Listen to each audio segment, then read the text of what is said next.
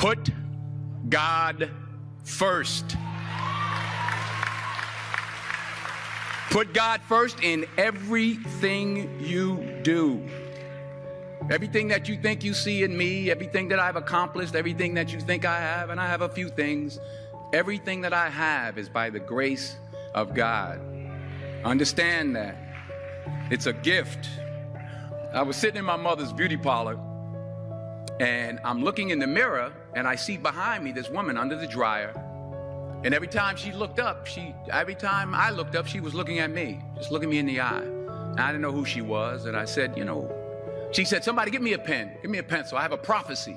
March 27, 1975. She said, boy, you are going to travel the world and speak to millions of people. Now, mind you, I was flunked out of college. I'm thinking about joining the army. I didn't know what I was going to do. And she's telling me I'm going to travel the world and speak to millions of people.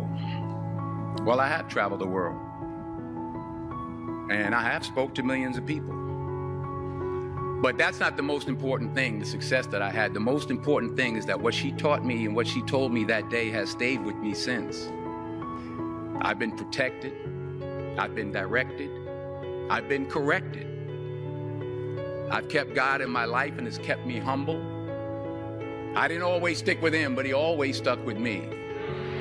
So stick with him in everything you do.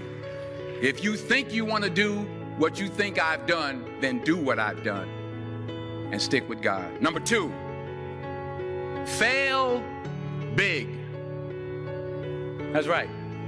Fail big. Today's the beginning of the rest of your life, and it can be very frightening. It's a new world out there. It's a mean world out there, and you only live once. So do what you feel passionate about. Take chances. But don't be afraid to go outside the box. Don't be afraid to think outside the box. Don't be afraid to fail big, to dream big. But remember, dreams without goals are just dreams. And they ultimately fuel disappointment. So have dreams, but have goals. And understand that to achieve these goals, you must apply discipline and consistency.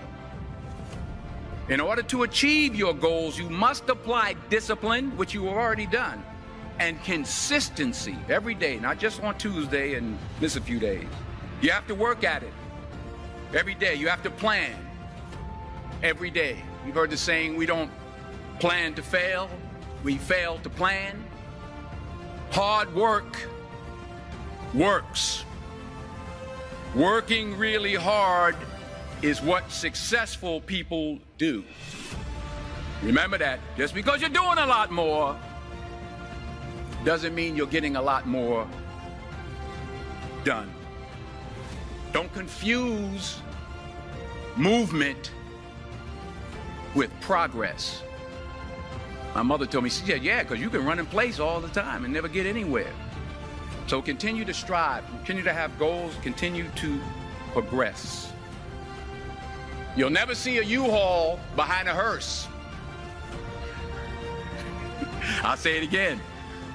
You'll never see a U-Haul behind a hearse. I don't care how much money you make, you can't take it with you.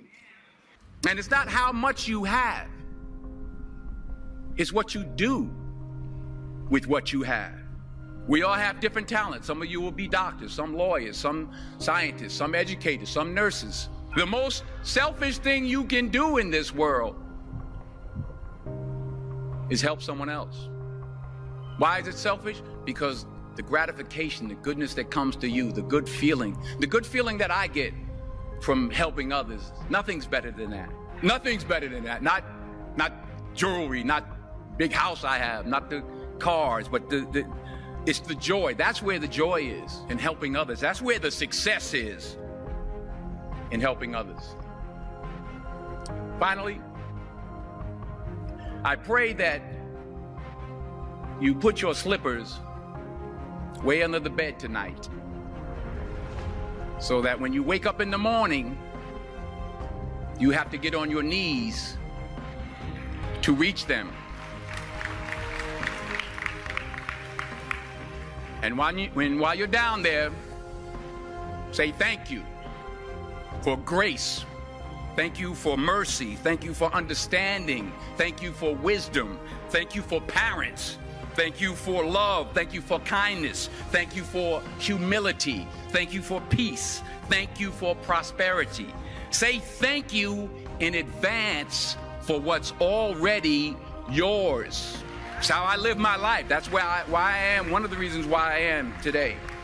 Say thank you in advance for what is already yours. True desire in the heart for anything good is God's proof to you, sent beforehand to indicate that it's yours already.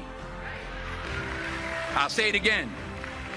True desire in the heart, that itch that you have, whatever it is you want to do, that thing that you want to do to help others and to grow and to make money, that desire, that itch, that's God's proof to you, sent beforehand already to indicate that it's yours. And anything you want good, you can have. So claim it. Work hard to get it. When you get it, reach back. Pull someone else up. Each one, teach one. Don't just aspire to make a living. Aspire to make a difference.